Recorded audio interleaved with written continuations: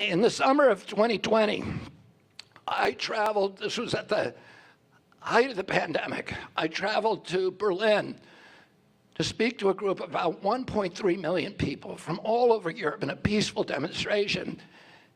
And an NBC film crew came up to me during that convocation, and they asked me why I wasn't wearing a mask, which nobody was except for the NBC film crew. And they said, wasn't I scared of dying of COVID?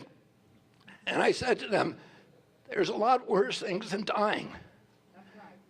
And they said to me, like what? And I said, like living like a slave.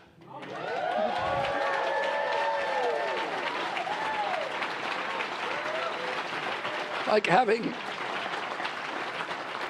my children grow up in an America where the Bill of Rights is just an empty piece of paper.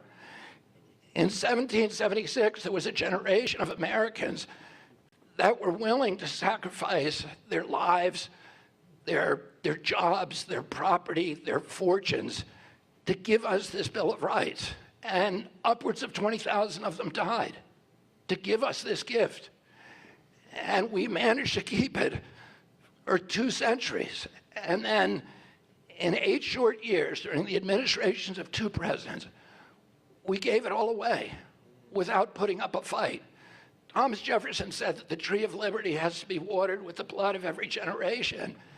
And you know, we don't have to die to preserve our Bill of Rights, but we have to be willing to make sacrifices. And the sacrifices we're being asked to make are very, very trivial compared to what they made in 1776.